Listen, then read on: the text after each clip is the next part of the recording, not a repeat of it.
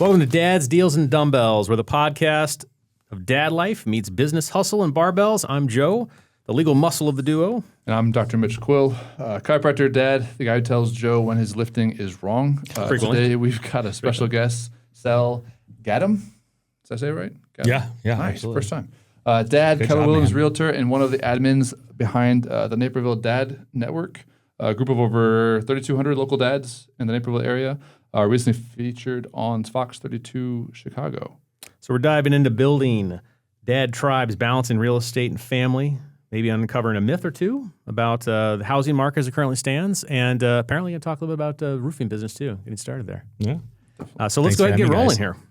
You're welcome. Now, before we get into your interview, we're in the summer here, and it's summer vacations. Oh, yeah. Definitely hot. I just got back from one, but let's talk about some do's and don'ts. And I have to ask, because we're gonna introduce you more formally in a second, but tell us a little bit about yourself, and we need to know how many kids you have and the ages. I am Sal Gaddam, and my actual name is Solomon, but I go by Sal with everyone. I have 2 children. When you're in trouble, are you Solomon? Yeah. My mom and wife. Yeah. My older daughter is going to turn 9 this weekend, so right. happy birthday to her. She is 9 going on 19. Oh. It gives me a lot of eye rolls and 2-syllable dads. And my younger one is 7.5, and she is sassy and thinks that she is a makeup artist on social media already. Oh, sounds like your hands are full, my friend. Yeah, they are. Well, Consistency is key on social media. So. yeah. So let's They're talk fun about kids. I love them. Let's talk a little bit about vacations Okay. and vacations do's and don'ts. I just got back from a vacation. We went to Europe, did a Mediterranean cruise with the kids. My kids are 16 and 11, and they've cruised before, and I find cruises to be phenomenal for kids. The whole Mediterranean thing was incredibly expensive, so I'm not sure I really recommend that part, but I am a big fan of cruises with families because everything's right there. And you picked a good boat, too. Yeah, we did. They just got it revamped, right? It was just redone and a gigantic. It's one of the biggest boats. I did 12 laps around on the running track. It was 5 miles on a boat. Huge. It's huge. Holy cow. Yeah, We did although their recorded sister as ship in October. like a half It was marathon, awesome. so I got to cheat too. I have never actually been on a cruise. Oh, you haven't? Not They're yet. fun, especially with kids. Like Yeah. I have a 5, 4, and a 2-year-old. So since my dad will not get on a boat at all, even though he lives in Lake Geneva. Okay. Like boat versus on Lake Geneva versus boat in the ocean, completely different. But because they won't come with us, we have to go on cruises and stuff like that because they have childcare on the boat. Over 3 years old, it's included, Holy cow. and then Yeah. under 3, it's like $6 an hour. So like from 6 months to 3 years old, they'll take your kids. There's food on the boat. The There's kids food will on the eat. boat. They eat it. Like if you go onshore, and leave the kids on the boat for the day, like they'll feed them, nap them, all the things. Like, Wow. it's great. So definitely, well, you're too late now, but Yeah. definitely get into it. Still got time. As far as Yeah, like the yeah. childcare portion. Yeah. I would say that's definitely a do. Yeah, absolutely. But if it's not a cruise, I've been trying to find all inclusives in like Mexico and stuff like that have like some sort of version of childcare. Yep. I have not been able to figure it out because it's like 4 or above. Yeah. I'm like, I can't take a 3-year-old or a 2-year-old. He's Yeah. not potty trained. He doesn't fit. So I Cruises definitely it do is. one of those. Yeah. You got any do's or don'ts for family vacations? Don't take little kids on vacation. It's harsh. Harsh. You stay at home by yourself. Depends on how much stress you want to deal with. Have you found anything that works or doesn't work? Any tragic stories? You know, we're not big tablet people unless it comes to traveling. We have the tablets like charged up and the headphones and, you know, their favorite movies and games. And I think that's one of the only times when we're on a plane or in the car going somewhere where we have to give them tablets. Yeah. And it gives you a because- peace of mind, a little rest. And, It does. Keeps them busy. It does. And that's probably like one of the only times that we do let them stay on their tablets for, you know, hours at a time, like the entire plane ride, or, you know, we have games and it's a whole backpack that's like Sure. packed with stuff. And that's really helped out a lot. Yeah. We love those. Yeah, that's awesome. Yeah, you got to have those. Otherwise it's clusterfuck. Indeed. Yeah. So would you count that as your dad hack then? As far as like being a dad, realtor, how do you keep your kids entertained while you have to work? on those endless weekend open houses and things like that, or if you even do those, if you have someone else that does. I do no. Well, that's I have a few dad hacks. I think delegating is a huge thing. When I have an open house scheduled, I usually try to delegate that to a junior agent who would get more out of it than I would. I had 2 open houses this weekend, and both went out to junior agents that got a lot more out of it and learned a lot more from it than I ever would right now, where I'm at, being in real estate for 11 years now. And also, one of my biggest dad hacks is making a punch list the night before for all the stuff you have to do the next day. And I still handwrite a lot of my stuff. I feel like blue ink with pen on paper goes a long way for me.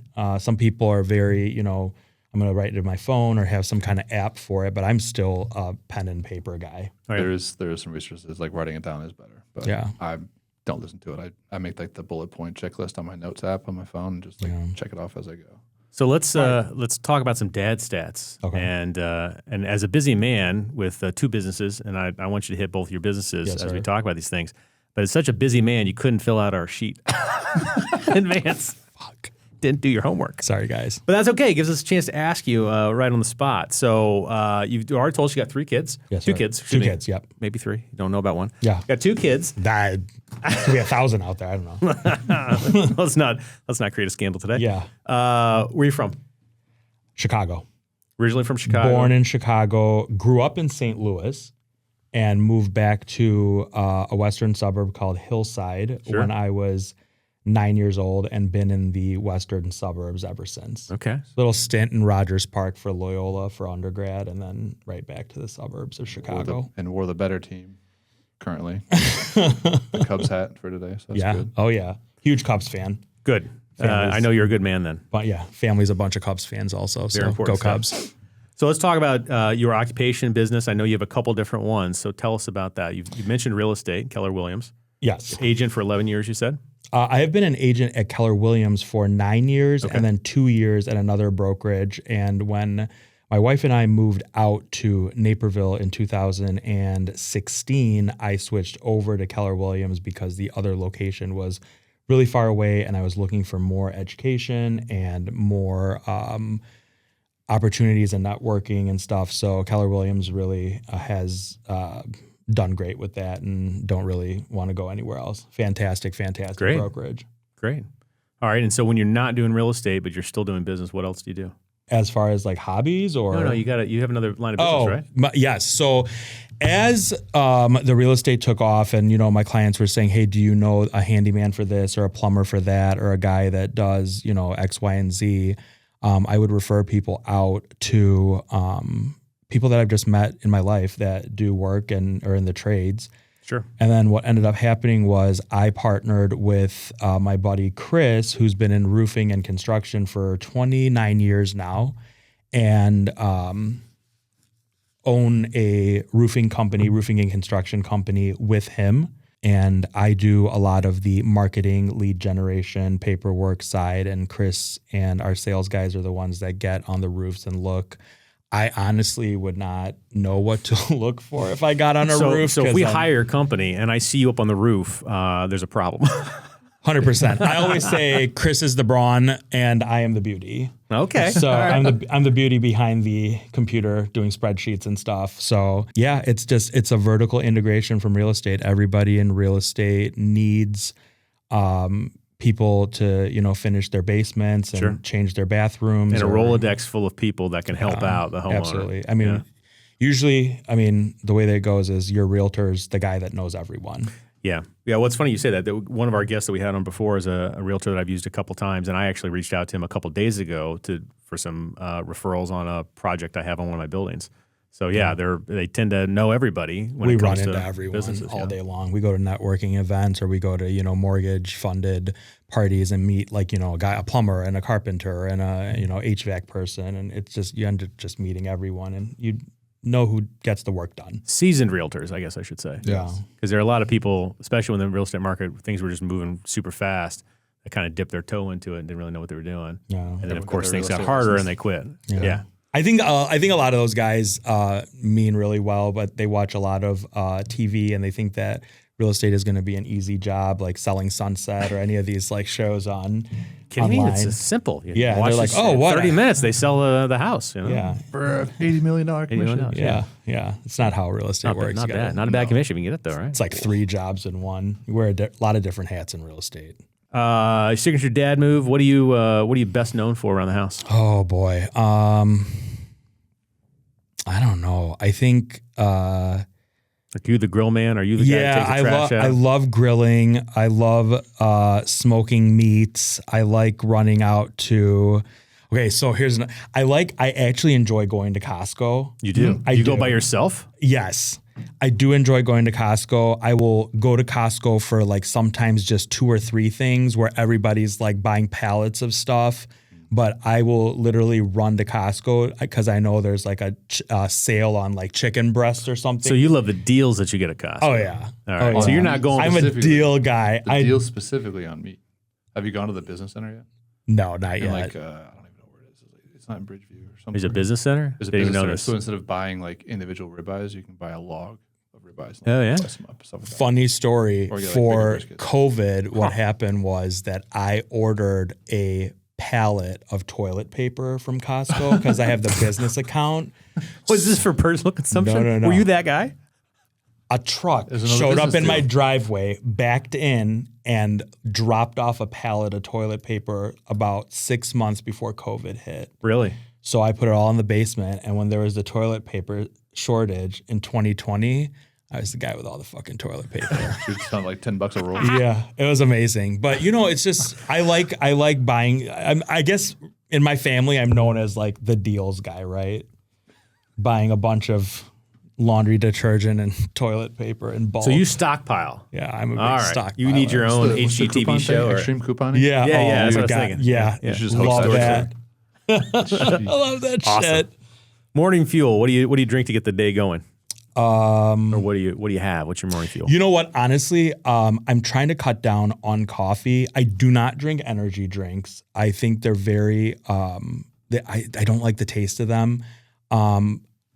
Sometimes pre-workout, if it has caffeine in it, they taste a lot better. And lately, because of the acidity of coffee, has been messing with my stomach. So I've just been doing like caffeine pills, like to get the day going. yeah, just like a no dose or like one. I think like one no dose is equal to like 2 or 3 cups of coffee, so it works. Don't get the acidic feeling in your stomach, and you get the caffeine. So Okay. Best of both worlds. yeah. All right. Best dad hack. Best dad hack. Okay. Again, I gotta say, making that punch list, writing Okay. it down. Yeah, fair. That's big for me, and dealing with. I have pretty substantial ADHD. I don't have the hyperactive anymore as I did as a child, but I've been actually networking with a lot of dads that do have ADD as adults, and kind of going through various different podcasts about how to organize your life and how to organize your day. And these written out lists are huge for somebody like myself. Is that where you heard about the microdosing with psilocybin? Yeah, I mean, I haven't tried it yet. I'm open to it, Yeah.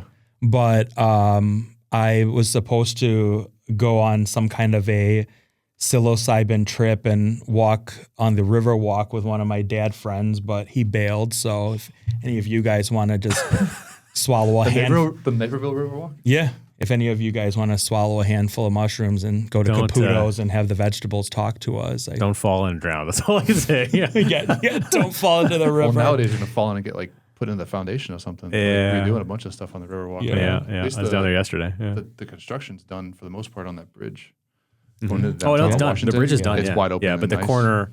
Yeah, I know what you're talking about. That Yeah. corner by the town hall or whatever, that's all excavated. Yeah. I'm very interested in, various alternative, therapies for different things. The interesting thing, I don't know a whole lot about that, to be honest. I haven't done it. I don't know a lot about it, but I do remember about 10 or 15 years ago having a conversation with a state legislator when I told them, I'm like, when it comes to marijuana, I don't understand what the big issue is. I don't use it. I don't have any desire to use it, but I don't have a problem with other people using it. And if you legalize it, there are certain protocols you can put in place where it's going to be safer and tax revenue and so on and so forth. And that person, I won't name who they were, they said, no, it's not good for Illinois and so forth. Well, 5 years later, not only was it medicinal, but then it was becoming recreational as well, or whatever the time period was. How did that person vote? They voted in favor of it. They turned the corner. I think it was more of a politics thing at that time. Politically, the environment wasn't right for it. I think this may be the same kind of thing, right? I think it's very likely going to become the same kind of thing. Absolutely. They're saying like prior for to, treatment at least. For treatment for sure. The problem is like it's the federal versus state thing. It's hard to get all the research studies done on it if it's federally illegal. Or if it's Well, that's how marijuana is. Yeah, you know? you can't really get the research grants and all the things to get it done. You just kind of have to do it on the black market under the table. I'm a big person for the science, and you check out the science. You have the regulation in place. You make it safer. The hard part is they're having a hard time getting the science done because it's that. But I'm all in favor of it because I think they're saying now, ecstasy, Molly, MDMA, all the same thing. They're starting to use that as far as treatments for PTSD, and they're noticing like my cousin actually in the with guided treatments. Atlanta, Georgia area, she does research on this through the big system down is like Mercer. I think that's like the big Atlanta system. I know that she's doing a lot of research she's a psychologist in Atlanta, and I know that she's part of some trials with Molly, MDMA, and psilocybin for depression and anxiety, and also with PTSD for people who've served for our country. So here I'm going to interject and tell you about a real life case I have right now. I can't give you a lot of details, but I can tell you a snippet, which is very relevant to what we're talking about. I have a case involving a 19-year-old kid who took ecstasy that was given to her. And this is where legalization would be very helpful because then it becomes safer. Yes. What she didn't know at the time was it was laced with fentanyl. Jeez. And she died. Oh, boy. Yeah, and this is happening. And I have to tell you, the sketchier part about this is that it's the second kid who's died from the same person who gave it to her. Really? Yeah. Yeah. So this kind of thing does happen. It's out there. And, if you legalize stuff and if you have controls in place, some of this stuff can get better. Especially when there's like a therapeutic benefit to it too. Like if you can like again like that, we're talking like mega doses. If you're talking about the micro doses where it's like so small you can even tell you can't even, like you're not the plants aren't talking to you, the walls aren't talking to you, you're not seeing stuff in the air. It's just like if it limits your focus on something. Right. I would rather take that than Adderall. Right. Or any other synthetic medication like that. Somehow your dad stats have dipped way into off-topic things. Psilocybin, everyone. That's what I'm known for in Naperville. Just I don't know that I would leave with that. We should ask Ahmad about that. We should have. Studies on those. We should have. Interest in talking about. Yeah. Entrepreneurial superpower. Next time we're going to record by taking handfuls of psilocybin. That's going to be our That would be a whole nother show, that's for sure. We're going to just... It probably would really take off. Then we go viral. Way more than an hour or two. Yeah. So tell me, what is your entrepreneurial superpower? What are you really good at? Delegate. I'm good at delegating. I'm very big on going on various websites and finding people to do stuff for the business that I don't want to do myself. Outsourcing. There's a couple websites that I can think of that I use where I hire people for contract work and I say, can you please do this spreadsheet for me and I will PayPal you. Can you do this graphic for me? I have this, listing coming up. Can you get all the work together for me? And I feel like that's helped a lot in my business to just outsource and delegate a lot of the work that I don't want to do. Otherwise, I will be wearing 15 different hats and working 20 hours a day. For sure. Good. That's something that a lot of us struggle with, me included. Delegate, good for you. Outsource everything, delegate. What's that book, 2 Hour Work Week or whatever? Is it 4 hour work week? Yeah. 4 hour work week. Just delegate everything. It'll make your life a lot easier. Yeah. Buy Back Your Time, but Dan Martell's pretty good. Yeah. If you haven't read that That's a good book. I met him in person. That's pretty cool. He's a solid dude. Yeah. I like listening to him online. Yeah. Tell us about your dream dad day. What does that look like? Dream dad day. And that could be without the kids if that's what it is. No, you know what? What is your dream dad day? My dream dad day is I kind of already had it.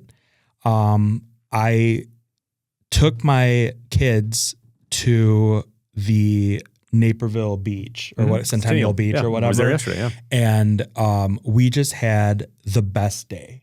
And we like packed, I think the girls wanted like Kool-Aid or something. And then like, we just had the best day. I love being outdoors. I like hiking with the family, hiking with the kids. Those are like the best dad days. Nice. When the weather's like 70 and breezy and there's no humidity. Feels like you're in San Diego for a second. Those are the best days. Yeah. Not a big fan of the winter.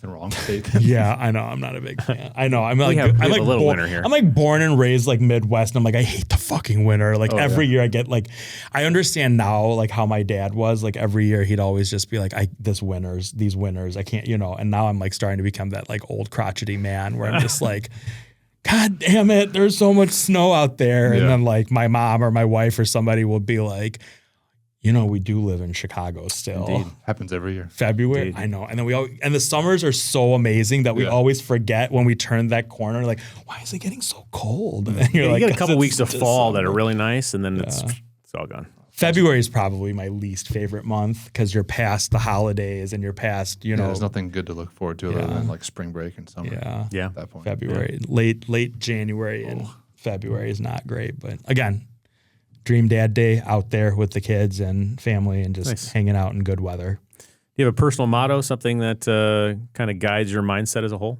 Yes. I always say this to myself, and I was taught this by somebody very near and dear to me, a very, very successful person who owns, I think now he's probably up to 300 rental properties, and he always says this line that goes, I feel like blank, I want to blank, but instead I'll blank.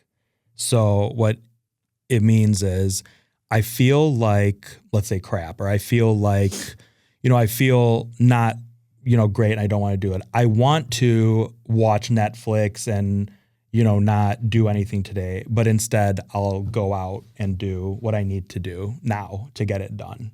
Nice. So I have to sometimes say that to myself multiple times a day. Feel like shit, want to stay at home and not do anything, but instead I'll go to the office and pound this out. Do the thing you need to do. Do the thing you got to do. Nice. It's my mantra. Get that tattooed somewhere. Yeah. That's a good one. I feel like blank. I want to blank, but instead I'll blank. Oh yeah. That's my everyday mantra. So I'm gonna segue that into like our Joe and I's morning workout routine is going super early in the morning. Mm-hmm. I pretty much wake up every morning and like have that same feeling. I'm like, all right, I feel like I need to go to sleep or I need to stay asleep, but I want to stay in shape, be able to like be a dad, hang out with the kids. So I'm gonna go to the gym instead. Yeah.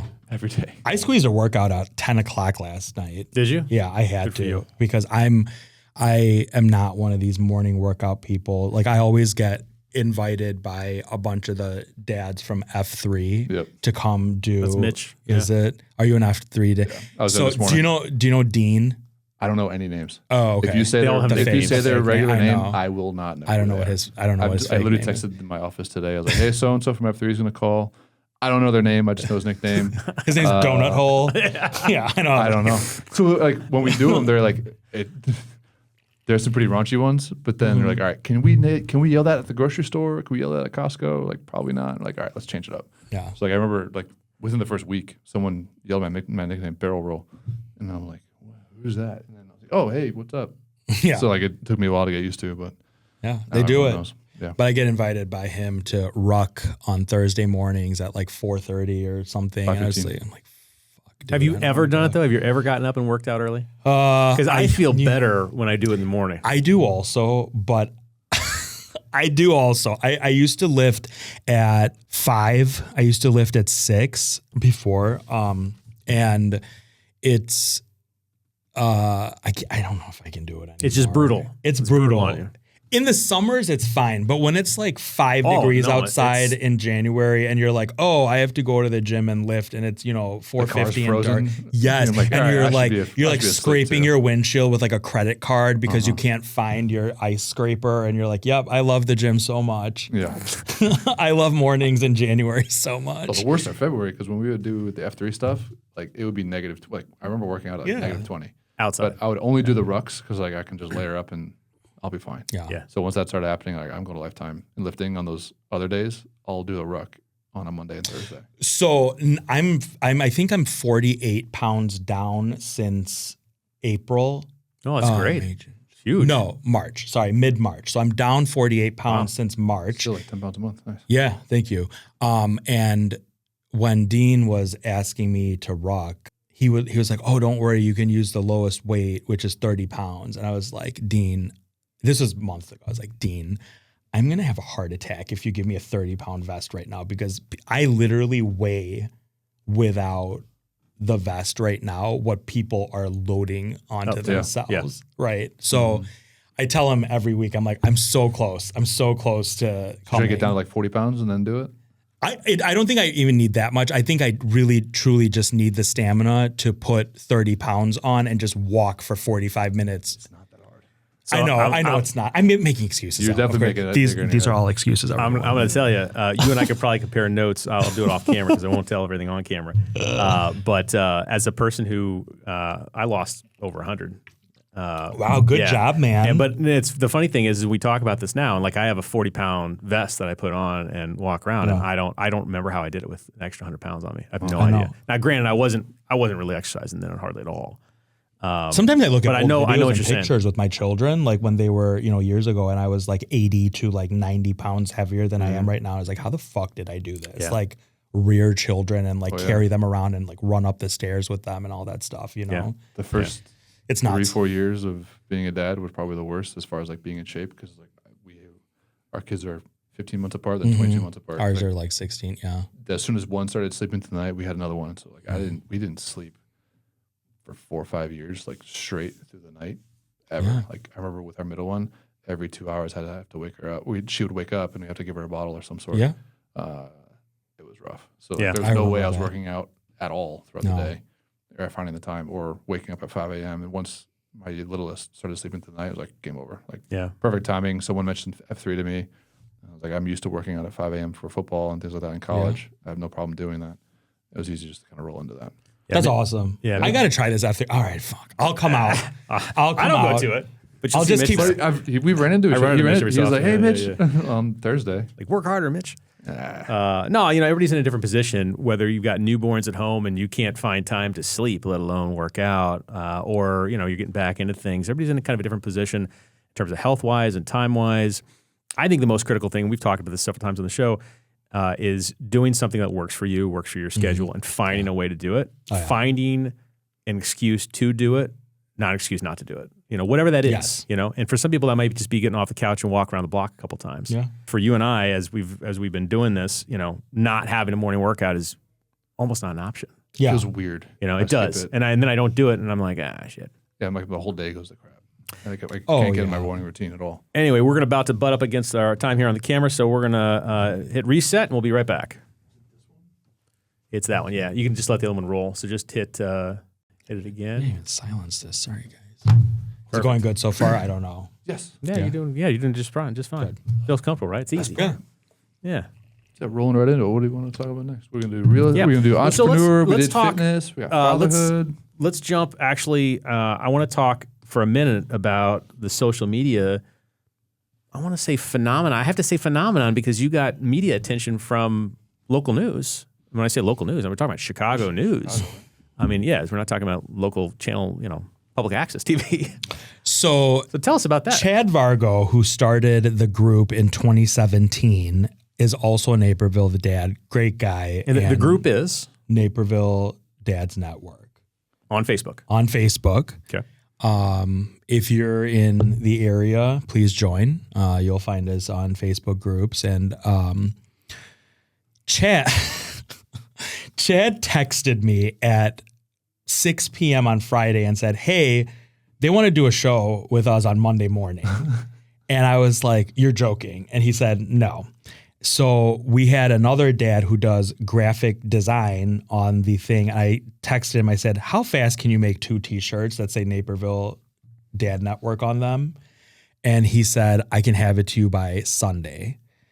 night. So I was like, okay. And then we started getting into like colors and whatever. And he was like, you know what, black and white's going to be the easiest one. But now we're selling these things just with the dads and stuff. But Nice. didn't really have a lot of insight as to like what they were going to ask us. They just said, sent stuff over. Actually, I think on Sunday. So like the day before we had to go on, the PR people sent us like what they were going to talk about on it. And, Chad and I kind of like looked over this and like kind of came up with the answers. And I agreed to do it. I was like, I don't think anybody really watches analog television anymore. People are just all over like Hulu and Prime and Netflix. Digest the news in a different way. I was like, watched the clip on YouTube. So yeah, no, but I was like, I was like, Chad, who's going to watch this? It's 8 a.m. on Fox TV in the morning. And I have had so many people say, hey, I saw you on TV, people at the bank, people at, Chipotle. And like, it's been crazy, but we had a lot of fun doing it. We talked about what the group started as and what it's become now. I think we're up to 4,000 dads.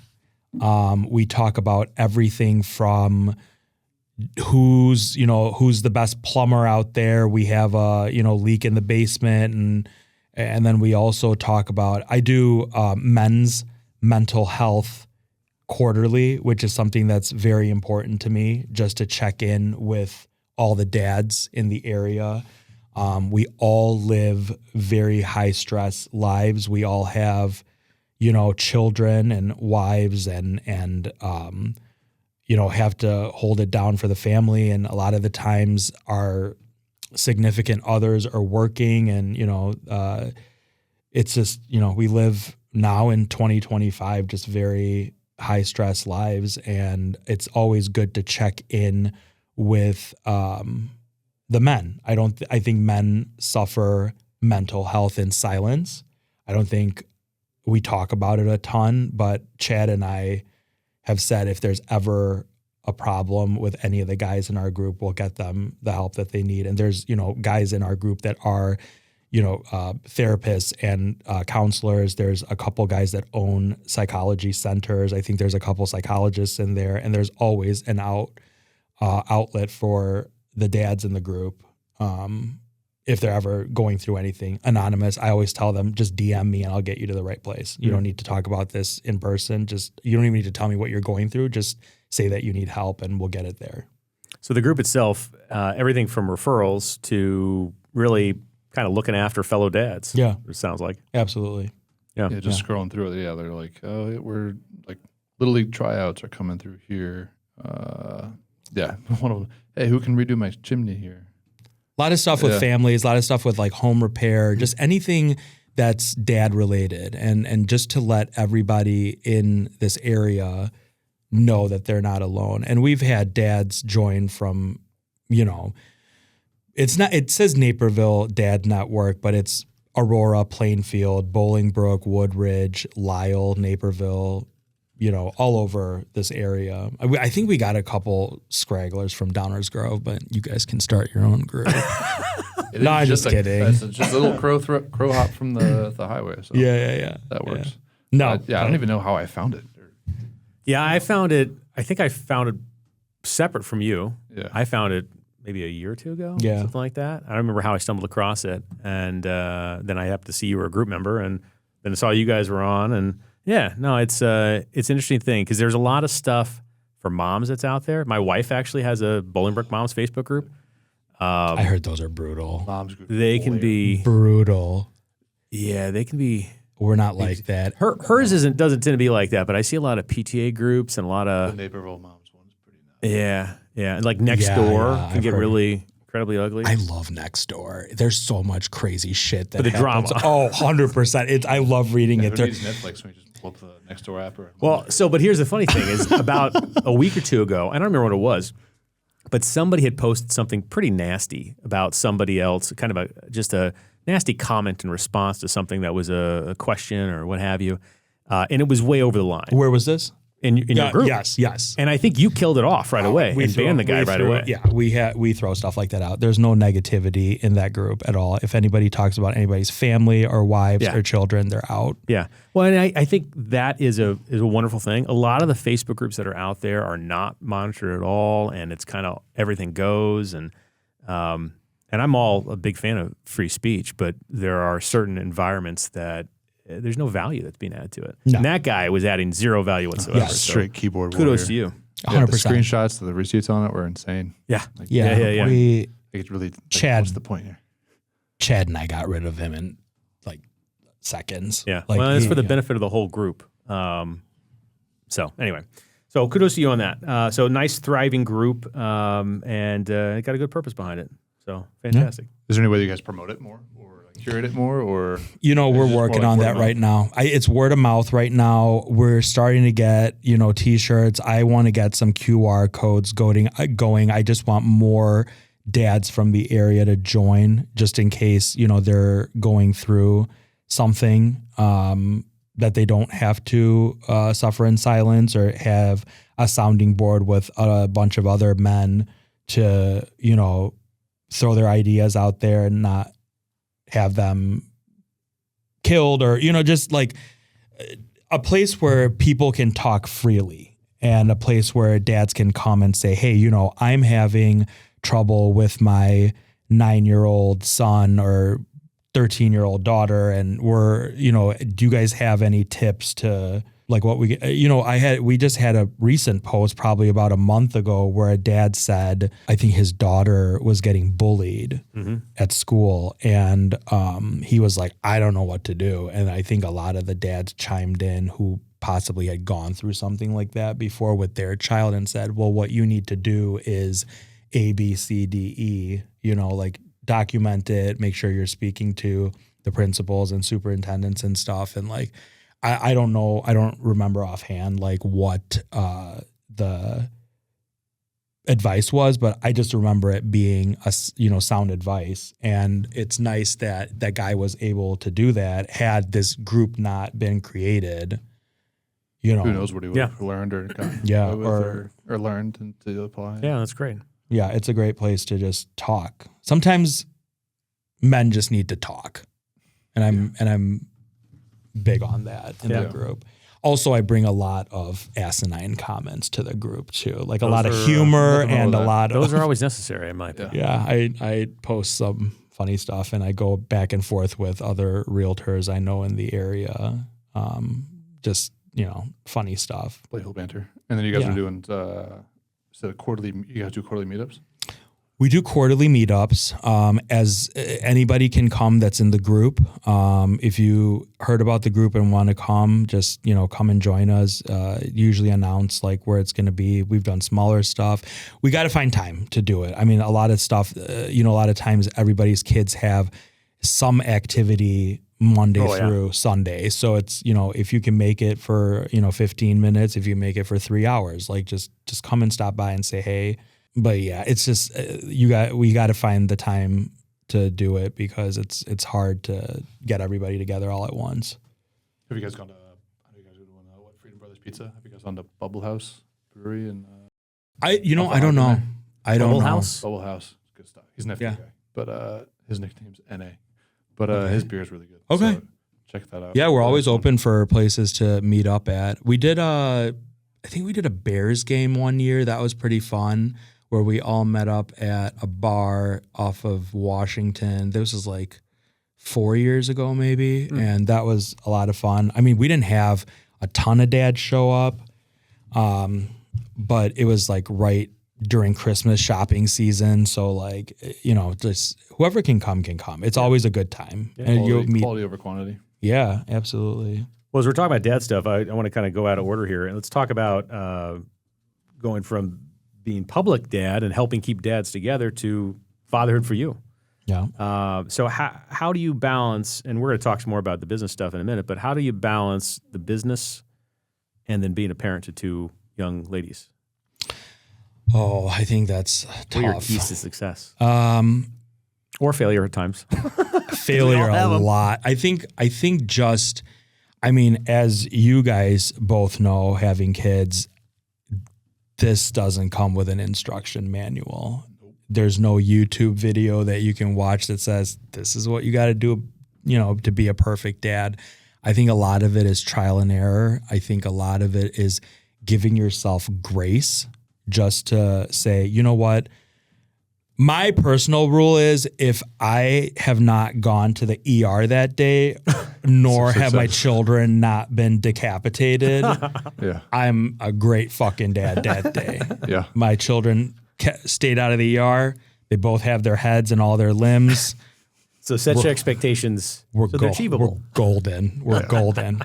I think one of the big things is not to worry. I don't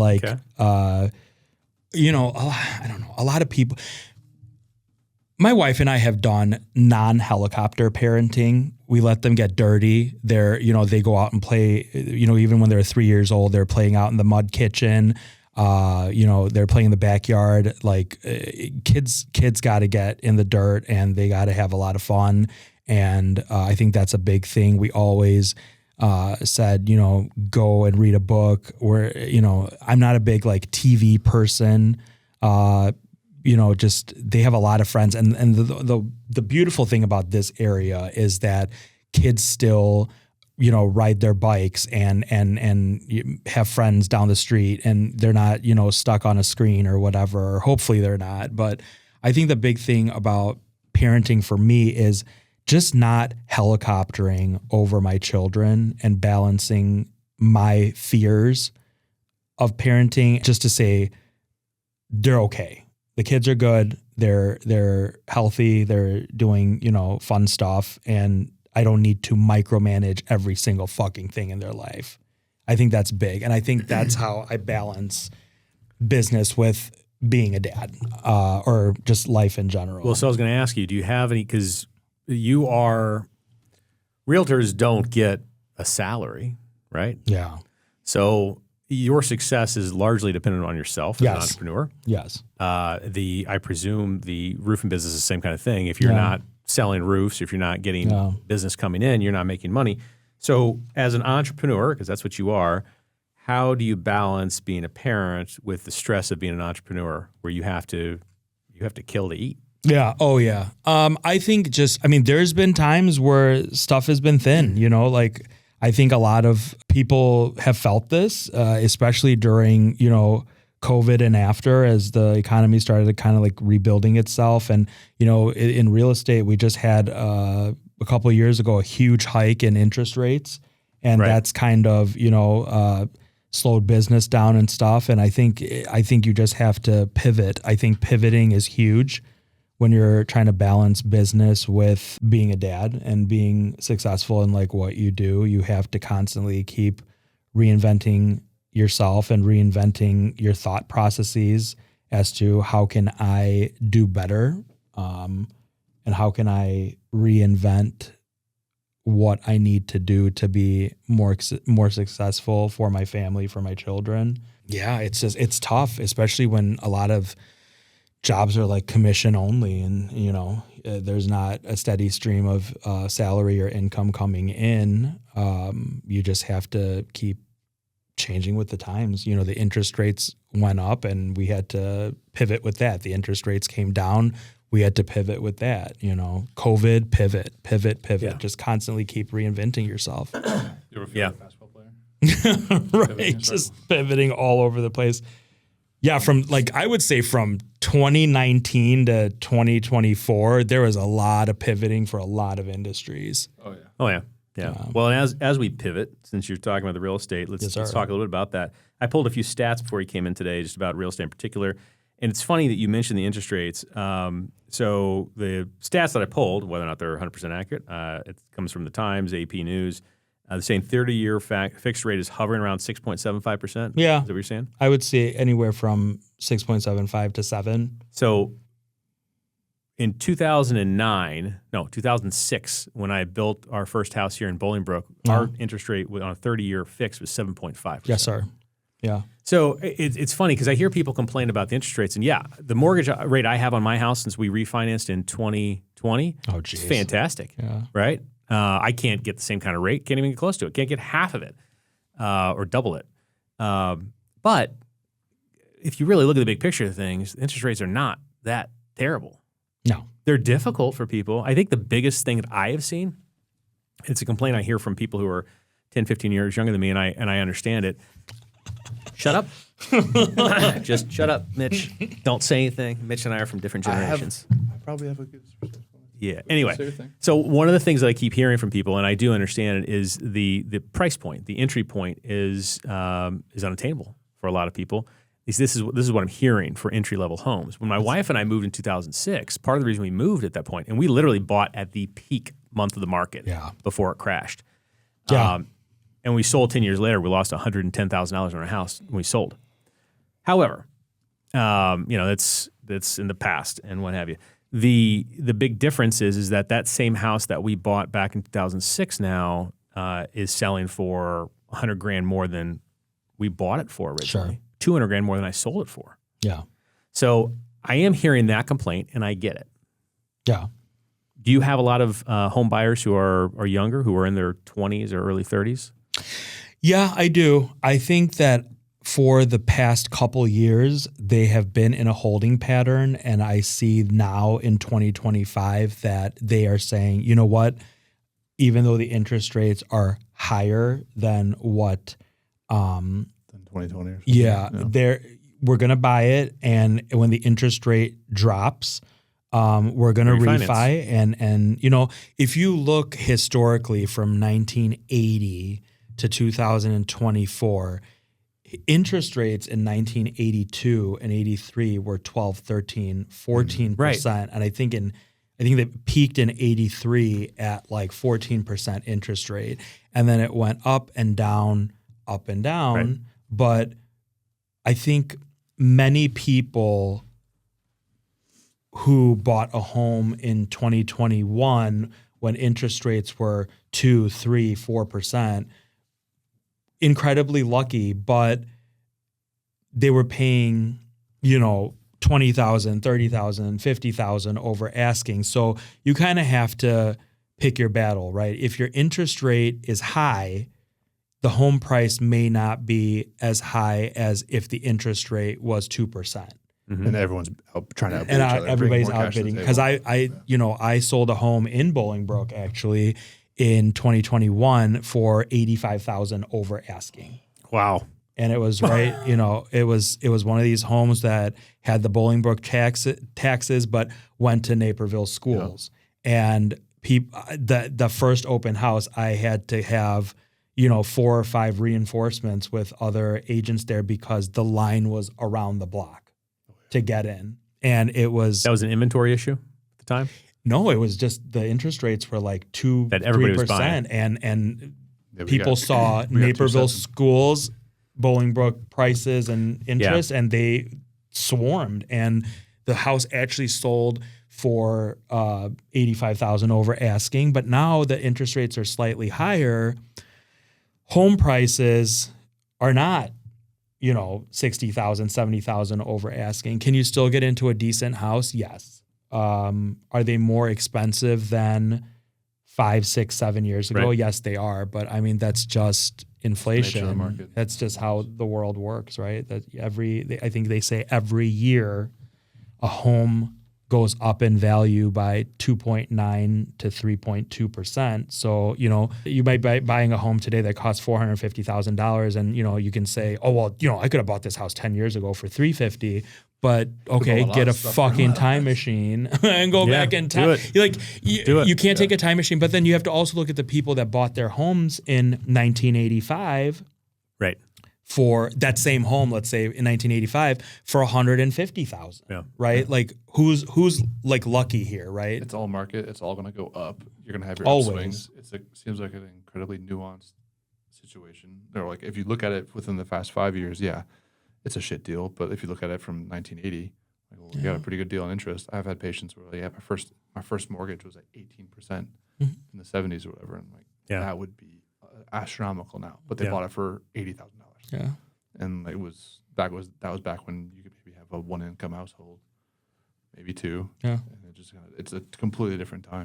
But also now, if you buy a home for $450 at 7%, and then down the road, if the interest rates drop lower and lower, and you refi, let's say to like 4.75 or something, and 30 years from now, when your children are done with the school system, and you say, you know what, we want to move to Florida, and you sell this $450,000 home for $950, like you're good, dude. Like you're just don't. Look at it more, I wouldn't say look at it more like a retirement plan. Yeah, it's just money that's going and building, and then a lot of people don't understand the concept of buying a house, equity, it growing in value. They just don't get it, and it's.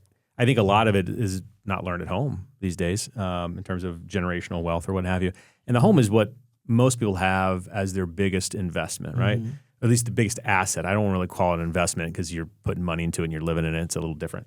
But there's a lot of value there. My brother, I was talking with him yesterday, and he told me that my niece, who recently got engaged, she calls him a couple days ago and says, hey, what would you say if I said that we weren't going to have a big blowout wedding?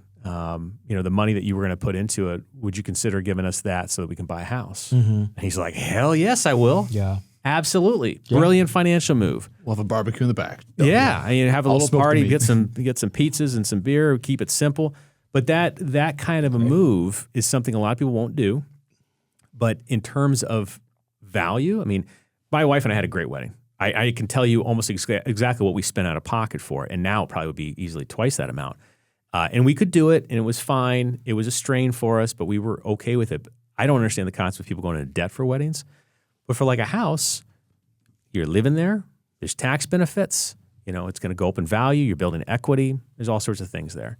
So I think now is a good time if you can afford it, and you can deal with a 6.75% mortgage. There's opportunities there. Absolutely, and I think about it this way too. Like my wife and I moved to Naperville in November of 2016, and we bought our home for. My joke is I can't even buy a condo for what we bought our home for, but we bought a home in Naperville. And it's probably 2.5 or 3 times in value now, which is fantastic. So if my wife and I do, spontaneously combust or something, my children have a whole thing to sell and pull that out and pay for their, college and perhaps, all that stuff. And perhaps a piece of advice for people who are in the generation right now, or who are in the income category where they don't feel like they can do it, is if they can figure that piece out.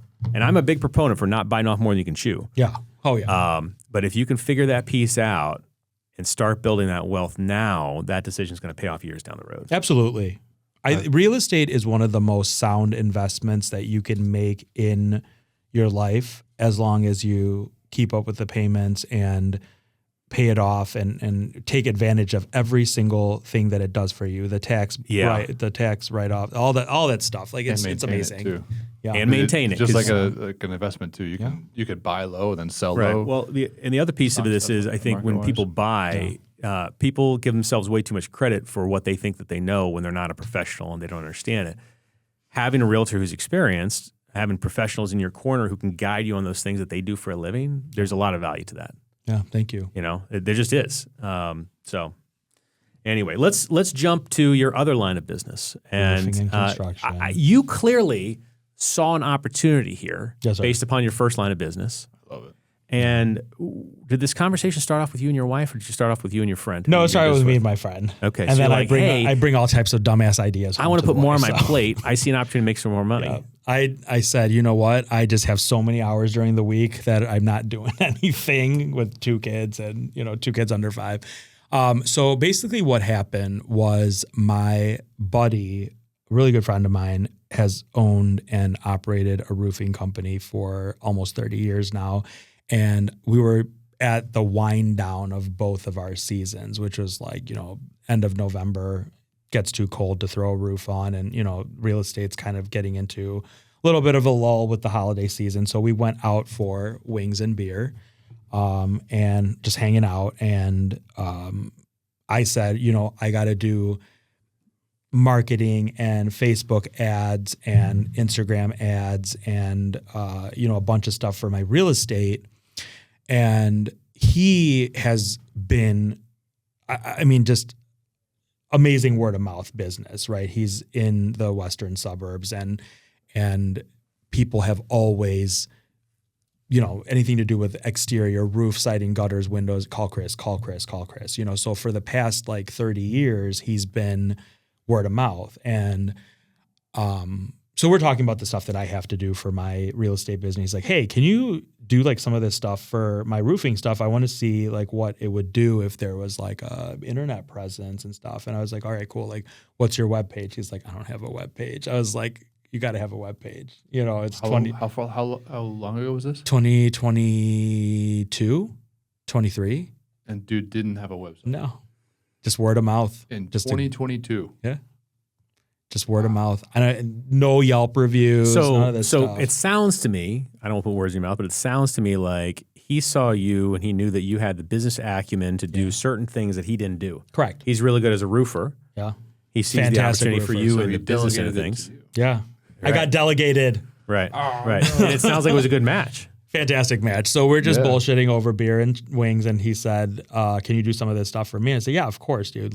Get me, some stats and some pictures. And, every roofer constantly just keeps taking pictures of roofs just to, turn into the insurance companies or whatever. So he said, send some stuff over. So I set up of course, I delegated the web page construction to my buddy, who I met on a outsourcing website in Pakistan, and he built the webpage for Asset 6 Roofing. We changed the name around a little bit because the name kind of didn't make sense as he had it. And I said, well, do you own any LLCs? And he said, I own an LLC called Asset 6. And I said, perfect. That's short, sweet. It'll look great at the top of a page. So it turned into Asset 6 Roofing and Construction. And I started doing the back end paperwork, lead generation, maintaining the web pages and Facebook group for that. He gets on the roofs and knows a hell of a lot more. Knows a hell of a lot more about roofs and exteriors than I do. But that's awesome. It was a great outlet for my real estate clients because I would always say, they would always say as soon as they bought their home, hey, do you know somebody that can paint this bathroom? Or, do you know somebody that can help us finish this basement? Or we want to put a bathroom in a basement. And I would give out, phone numbers of all my guys, just the guys in the trades, HVAC, carpentry, plumbing, and it's nice to kind of have them all in-house now and just say, you know what, give Chris a call. This is my company and we do these types of things for people to, get stuff done at their home. And you don't need to worry about people not showing up or just taking your money and running or whatever. So I've had a couple patients where they said someone came in, took half the down payment and just ghosted. They just dip. Yeah, I can tell you a whole bunch of biggest trust stories thing with as a that. lawyer. I can tell you a whole bunch of stories about roofing companies and There's a lot of Storm chasers? yes. Oh my God. public adjusters and storm chasers. Storm chasers, they come. So what they do is they come in from a different state. We're local. My roofing company is local. Our office is out of Lombard. If you don't like your roof and you want to come over and punch me in the face, come to Lombard. Punch me in the face, kick me in the nuts, whatever you want to do. If you don't like something, we'll come back out. Should there put that and on a fix business it. card. Yeah, just If you don't like punch the me- roof, if you don't like you it, don't come kick me in the nuts. yeah, kick me in the nuts. So Well, you put a couple on first. what storm chasers do is they come in and they have click funnels, web pages that make it look like they're from around here, but they watch the weather, right? Mm-hmm. They watch the weather and then they all converge on one area, especially 2018 Naperville when that tornado came through or whatever, right? So they converge and then they say, we're going to do your roof or whatever. And we actually helped a lady who a storm chaser came in and he needed money for materials and then jacked her check and then nowhere to be found. Might have gone to Idaho, might have gone to North Carolina. She didn't know. I think the last place she talked to him was he said he was doing a roofing thing in a storm in North Carolina and would get back to her as soon as possible. And she was I felt so bad for her. Like English was not her first language, and like she just got really like screwed over. So I see a lot of these stories as well. I'd be curious to know from your perspective, how does someone do their due diligence on a contractor, or more specifically, a roofer, so that they have some confidence that they're not going to have them submit the claim, they're going to take the insurance check, and they're going to run.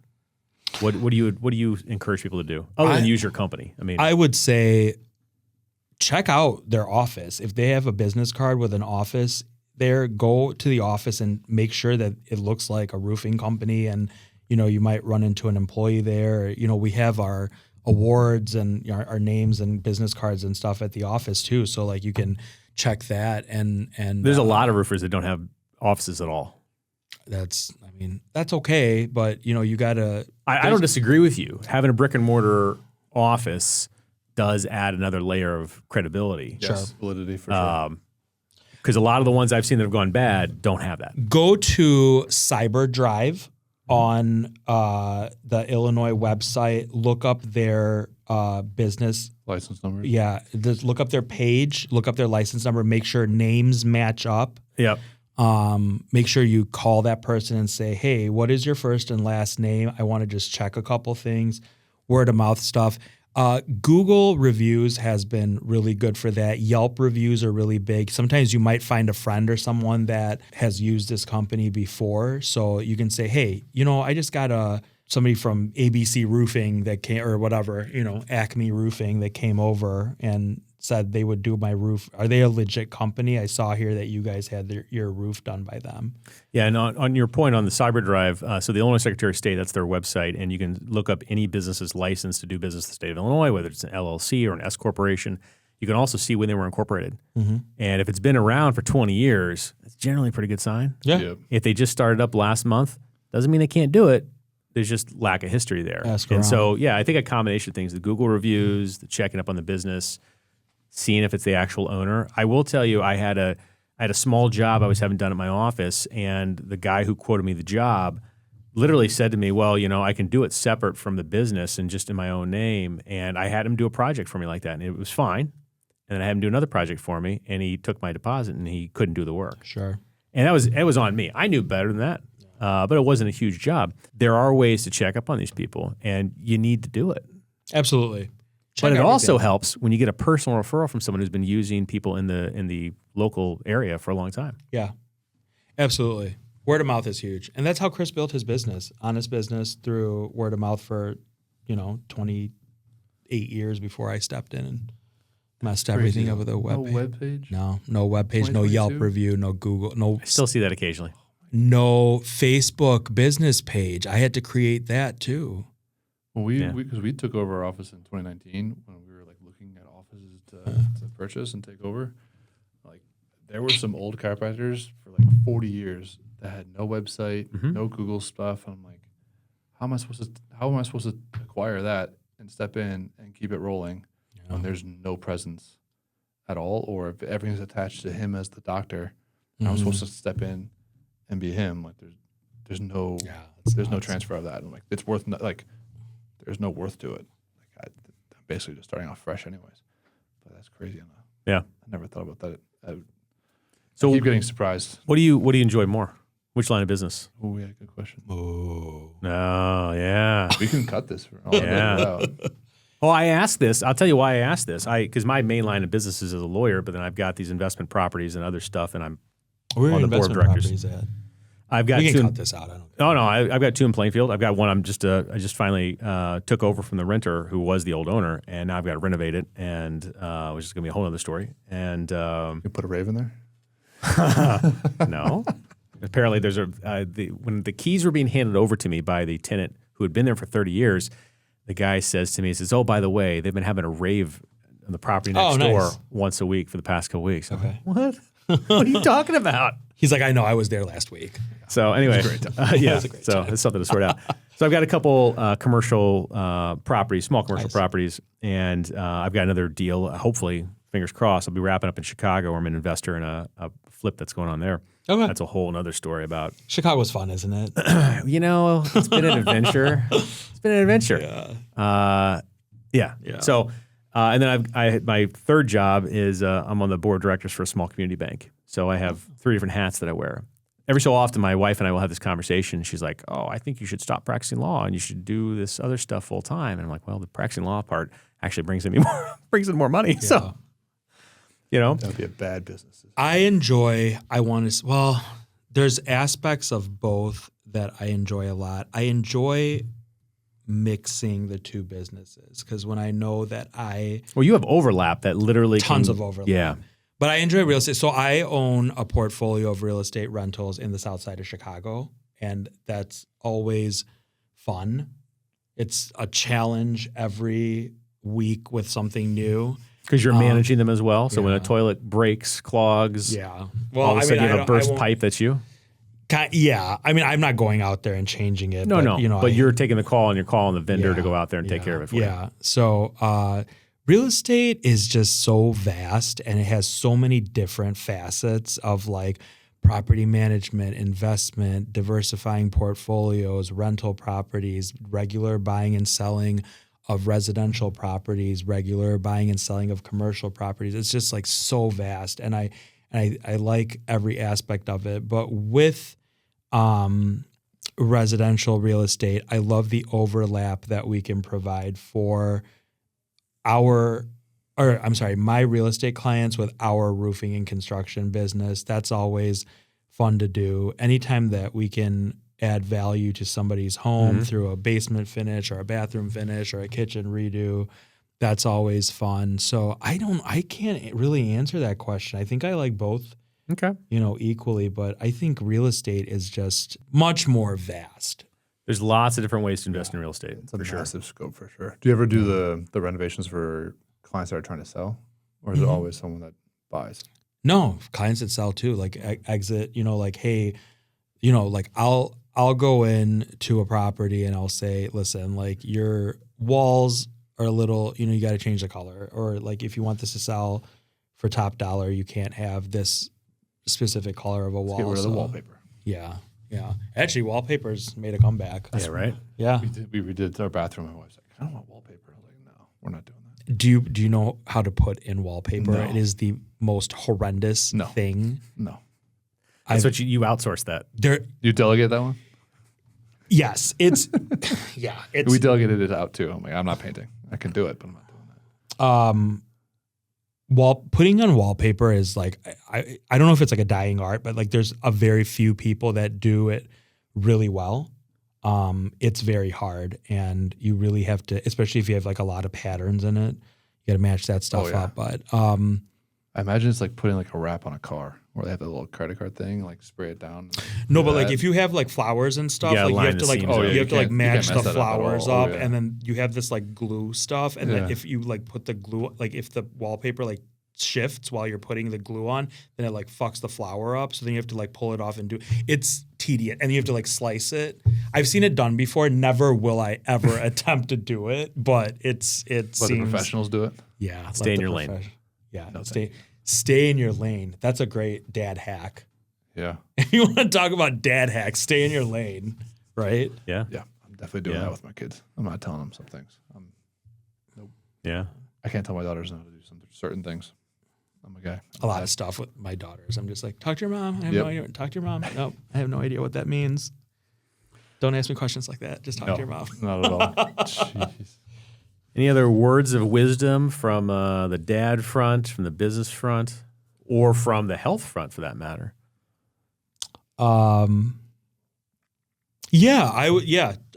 If you put your mind to whatever you want to do, you'll do it. You may not do it in a week or a month or whatever, but just keep chipping away at it. There's a couple books out there that say, try to get 1% better every day. And if you can do that, by the end of the year, you might have mastered a new craft or mastered something that you wanted to master. And I think that was just something that was, ingrained in me through reading. And, honestly, there's so much stuff out there on the internet, on YouTube. There's like videos on how to get better at whatever, on YouTube. Just utilize everything you can just to be better. Yeah. YouTube's free too. There's a lot of resources out there that didn't exist 10, 15, 20 years ago for sure. Absolutely. The knowledge base that people have access to is phenomenal. I don't think people use it a lot. So, And yeah. just this morning, I was watching a YouTube video on, I guess I'll do this as my Quill's health thing too. But like this morning, I was watching a video on a bodybuilder, on like how I mentioned before, like doing an exercise and actually like going full range of motion all the way at the bottom and actually pressing all the way up. I never actually I watched one of his videos and he's like, all right, when you're doing like a dumbbell bench press, he's like, what are the top ones to do? And it was like incline bench press is actually the best to like the full pec. I'm like, all right, cool, let's try it out. And he's like, all right, one of his keys was like, instead of just going like a little bit off your chest, he's like, make sure the dumbbell almost touches your bicep, goes all the way down. Was it the Charles Glass video? No, it was Mike Istratal. He's just short, bald. Yeah, he looks like a Ninja Turtle. His head looks like Predator, basically. He looks like a Ninja Turtle. Yeah, Ninja Turtle, or like I think his head looks like I Predator's love his helmet. videos. I Dude's love watching insane. his He's videos. hilarious. Like the king of like off-color comments too, Yeah. but the dude's a doctor in bodybuilding. Yeah. And exercise physiology. I So love it's like, yeah, let the dumbbell touch your not your pec, not your shoulder, but that crease right between your bicep and your deltoid. Let it touch there. Pause for a second and go back up. Yeah. Like I was destroyed after like one or two sets of like super lightweight. I did that, and he doing. also talked about how to like hold. He had said twist your hands. Yeah, so That's like a twist them huge- in like 45 degrees in, Yeah. and then like I can do a dumbbell bench press for like hundreds or whatever, like 120s and dumbbells, like fine, no problem. But then I was just short after doing like 85 pounds. Yeah. I'm like, this is insane. But so plus, it's nice because I'm saving my joints, saving the muscles, but I'm actually working the muscles I'm wanting to. Yeah. And not using all these other compensating muscles. Like, yeah, I'm strong. I don't need to be. I'm not trying for it. Because like one of his things, he breaks it down into like training for hypertrophy or training for strength. Yeah. And I'm not playing football anymore. I don't need to train for strength. I'm like, I'll just do more isolation bodybuilding type stuff. Yeah. Train for hypertrophy. So they look big and they're not. Mitch just wants to look good naked. That's all it is. Hey, So it's what most Isn't of us want, the though. I mean, goal for the whole everyone? point, yeah. That's the That's whole- yeah. I don't need to see you naked, but yes, Mitch, that's the Yeah, like when you go to like Centennial Beach, and then you have to have the 100%. you have to have the there's the do. the look Aquaman good in your another do for vacation. I look think good in your vacation pictures. Yeah, one of the big differences between men and women is that women will talk about this stuff a whole hell of a lot more, but I don't know a guy out there who really doesn't care what he looks like. I mean, I really don't think I do. I don't need to have a six pack. It'd be nice, but I like beer too much. Or burgers and someday food. when the children are older. Yeah, sure. Yep. I have a six pack when you can have a keg, right? Yeah. I like the pony kegs. I like the Pony kegs. keg. Yep. There you go. Well, so let's talk about some key takeaways here from our interview with you. Delegate. Absolutely. Delegate to your experts. And delegating is not as expensive as you think. There are a ton of websites. What's if your you favorite? Want, Go-to? Yeah. What's your can I go-to? say them? Yeah, absolutely. Maybe a little sponsor us. Fiverr. Yeah. Feel free to Fiverr's send us a huge, sponsorship. and then Upwork. I have it on my Upwork? phone. Upwork is huge. It's a very Fiverr type site. I cannot stress Fiverr, by the way, is Fiverr. Yeah. 2 R's. Fiverr. And then I use that one. Upwork is a very similar site. You can find someone to do anything on these websites if you search on there. It's not a hard search. You can set your budget. Have you not used it at all? Oh, yeah. You can set oh your my God, budget. dude, The do art, it. the big art in my office, that's where it came from. I remember you mentioning some Yeah. commissions and what like that. You can set your budget, like he was saying. You can talk to them. You can, if you don't agree on the price, you can just say, hey, for your first project, like this is more so my budget. If you can't do it for this, like I'll try. We can work this out, but I'll try to find somebody else or whatever. But you can. It's not a set rate. Like you can bargain your prices and stuff. And usually they're very malleable to doing that. A lot of them are like students from different countries, so they're very happy to get X amount of dollars for the work versus, somebody here who would say, oh, we can only create this logo for, $1,200, and then you go to like the Fiverr sites and they'll do it to you. They'll do it for like $5. It's crazy. Yeah. Like I had my outro and my intro on my videos made by a 16 year, I think it was like 16 or 17 years old, in India, or was it like Bangladesh or something? And he did a fantastic outro for my real estate stuff. So delegate, outsource. Don't make it more complicated than it needs to be. We all only have 24 hours in the day. Just use it wisely. Punch list for the following day. Written punch. Written in blue ink. Blue Blue ink. ink. On pen and Yes. paper. The personal motto of I feel like blank, I want to blank, instead I will blank. Yes, sir. Good one to follow. Refrain from the helicopter parenting. Yes. iPads only for travel. iPads only for travel. And good luck finding somebody else in the roofing business who has the motto, if you don't like your roof, come kick me in the nuts. No, come to my office in Lombard and kick me in my nuts. Oh, Because we're it's more local. specific. I like that. Because we're local. That should be on the back of a t-shirt, I think. Because That is we're the best way local. to do it. Yeah. And of course, if you put your mind to it, you accomplish anything. Maybe not overnight, but keep working at it. You'll get there. Yeah, it's good Yes, sir. determination. Consistency. Any other final thoughts? No. All I right. think you guys were Well, great. thank you for This is a joining lot us of here on the fun. show. People want to get a hold of you. How do they do that? You can DM me on Instagram as SRGGRP. Those are my initials, and then group SRGGRP. You can email me at sal.g@kw.com, which is my work email. And actually just DM me and I'll give you all my contact information. It's SRGGRP at Instagram.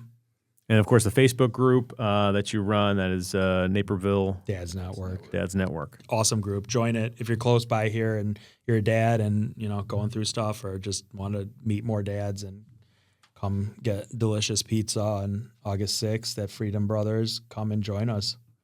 And a good selection of whiskey there, too. 5 p.m. Oh, yeah. Yeah. They got a bunch of. They got a lot. Their bar is amazing. Yeah. The We've taken the kids there a couple times. Yeah, So, for they have like the trivia. They have a bunch of different nights for like families and stuff. our They workplace, should they're- they should absolutely be a sponsor of this show. Yeah. Oh, they're maybe we can hot. get They're them. hot. I go there pizza. enough. Which one? It's like fresh mozzarella and like hot honey on top. Oh, haven't had that that one. sounds amazing. I can't remember if I don't know what it's called. I want to say Metallica. I don't know. I'm not sure. All right. Now I'm going to have to check that one out. It's basically like Kuma's Corner, but Yeah. for pizza. Nice. Everything's named after like a heavy metal band. Yeah. And beers. Good environment. Stuff. Definitely. All right. So that is a wrap on Dad's Deals and Dumbbells. Huge thanks to you, Sal. Much appreciated. Realtor, community builder, roofer, and fellow dad. Yep. Definitely check out Naperville Dad Network on Facebook if you're buying or selling. Next, make sure you give Sal a call at Keller Williams. Subscribe to our YouTube channel, Apple Podcast. Check us out on Facebook, Instagram. Email us if you want, dadsdealsanddumbbells.com. I don't see anybody emailing us, to be totally honest. I think people are going to message us through Facebook or Instagram. Yeah. That's It's there. A little Feel outdated free. on the email. But Yeah. But please share the channel with another dad. And don't forget, lift heavy, love your kids, and go close that deal. Hell yeah.